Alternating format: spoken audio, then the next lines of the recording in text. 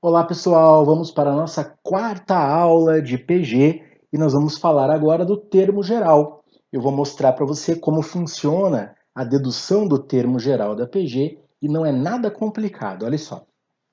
Eu coloquei aqui 5 termos em PG. Bom, você sabe que se 5 termos estão em PG, do primeiro para o segundo vai pular uma razão, quer dizer, eu vou multiplicar por Q, que é a razão da PG. Então você concorda com essa igualdade aqui? O segundo termo é igual ao primeiro termo vezes uma razão. Ok, nós já aprendemos isso, né? Agora, do segundo para o terceiro termo, a gente também multiplica uma razão.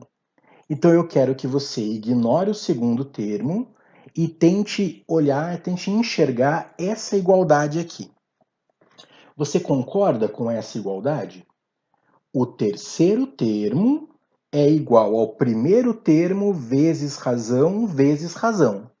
Por isso que está Q ao quadrado. Cuidado que não é 2Q, é Q quadrado, porque a gente está fazendo vezes Q vezes Q.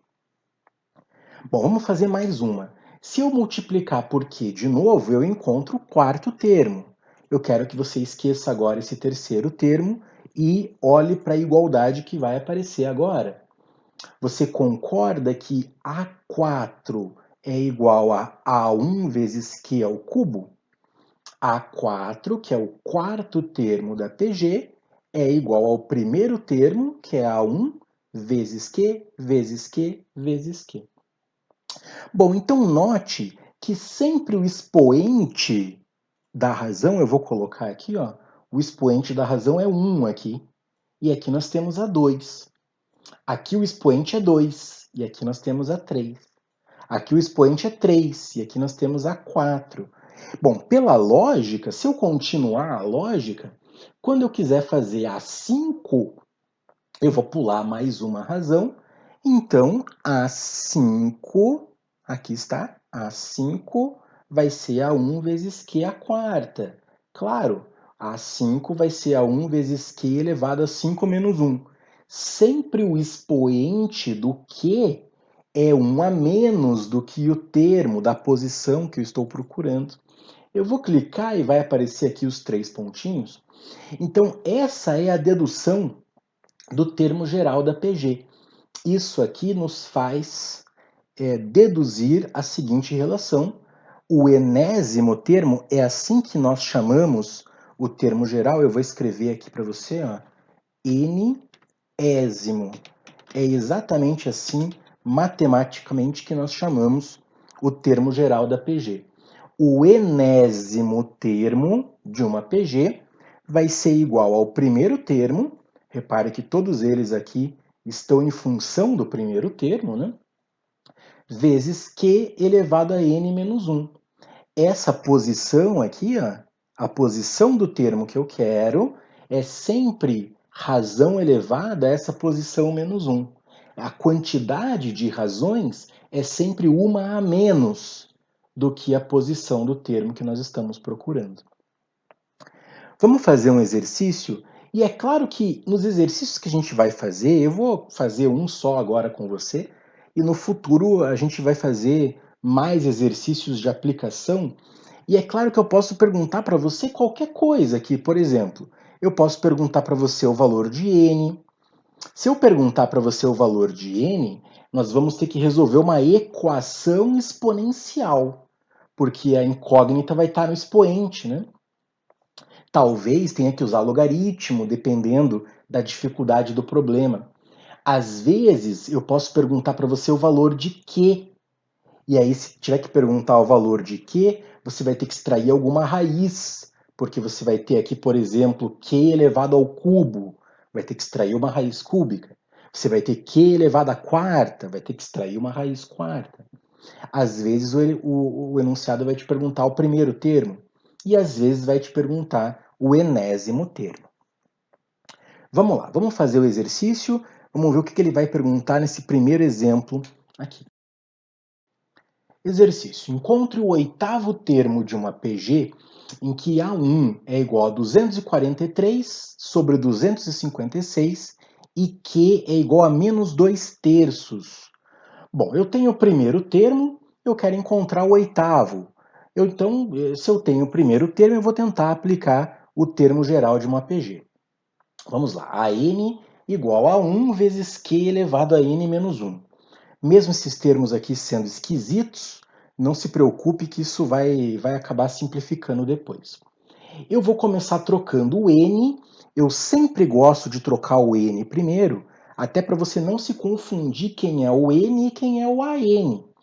O n vale 8, então eu estou trocando o n por 8 nas duas posições relacionadas à fórmula, né? E aí esse 8 menos 1 vai dar 7, eu vou trocar o primeiro termo, então A8, 243 sobre 256, e no lugar do Q vai aparecer o menos 2/3. Repare que o menos 2/3 está entre parênteses. E aí, um dos erros que você comete aqui é esquecer o parênteses e acabar efetuando essa multiplicação aqui. Quer dizer, você não pode fazer 243 vezes 2 e 256 vezes 3. Quem é que você tem que fazer primeiro? Primeiro você sempre faz a potência, né?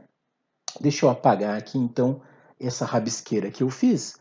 Primeiro você sempre vai efetuar essa potência. Você vai fazer 2 elevado à sétima e vai fazer 3 elevado à sétima. O 243 por 256 continua a mesma coisa, essa multiplicação você faz depois. E aí você lembra que menos elevado a expoente ímpar, né? Menos elevado a expoente ímpar continua menos. Repare que o sinal de menos está aqui. Eu coloquei o menos junto do numerador, isso não faz diferença. Tanto faz se você coloca o menos no numerador ou no denominador. Eu coloquei ali o menos no numerador. 2 elevado à sétima é 128 e 3 elevado à sétima é 2187. Ok? E não se preocupe com os números, porque eu escolhi números aqui que são simplificáveis. Ó. O 243 com 2187, você pode dividir por 243 e vai sobrar 9 aqui. Então, eu vou colocar aqui, ó, dividido por 243. É claro que você pode fatorar os números aqui e reparar, né? Todos eles são potências, esses dois números são potências de 3. Então, divide por 243 ambos, ou divide ambos por 3 a quinta, né? E aí sim você vai notar que vai sobrar 9. E esses dois, deixa eu mudar a cor, vou colocar de verde.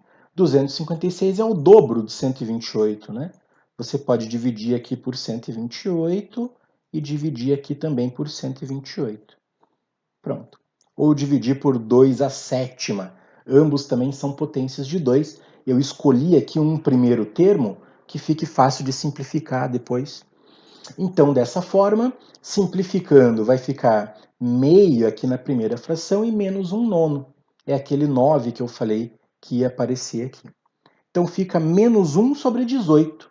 O oitavo termo desta PG de razão menos 2/3. E esse primeiro termo aqui vai ser menos 1 sobre 18.